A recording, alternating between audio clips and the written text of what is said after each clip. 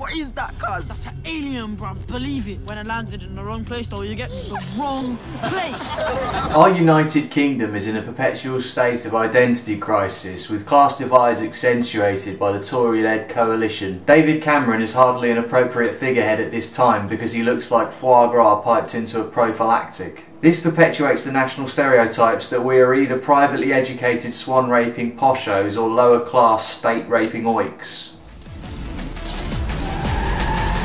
Sorry about the driving. I'm getting lessons for Christmas. Whoa! Got no credit. Got one text left. This is too much madness to explain in one text. Addressing this issue in a rather subtle way is Attack the Block, an alien invasion movie set in the repressive confines of a South London tower block which protrudes into the night sky like a depressing concrete chode. It may be billed as from the producers of Shaun of the Dead and be directed by one half of comedy duo Adam and Joe, but it is not really a spoof or even a comedy in the broadest sense of the word. Having said that, there are laughs to be dredged from the localised pop culture references, so American audiences will have to adjust their social spectrums to tune into the jaunty youth patois which makes up most of the dialogue. Think of it as a favour returned for years of us Brits having to deal with Hollywood films which reference Twinkies, Taco Bells and other cultural artefacts which have yet to make it across the gratifying expanse of the pond. Yo, check it. More. More what? Them things. Lovely fireworks. Nah, mate, it's an alien invasion.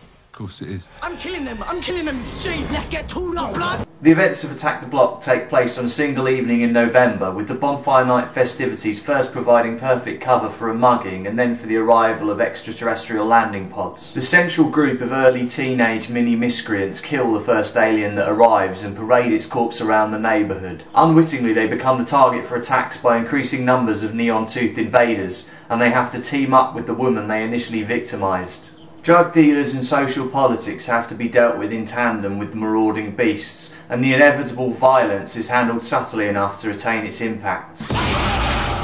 What kind of alien would invade some council estate in South London? One that's looking for a fight.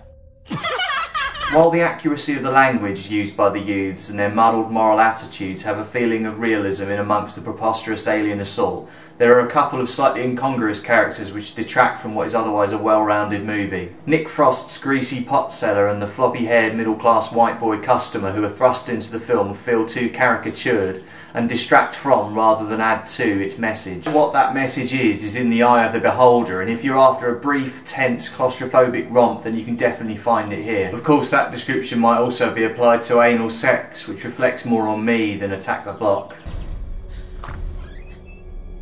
Wait, this is safe. Good luck.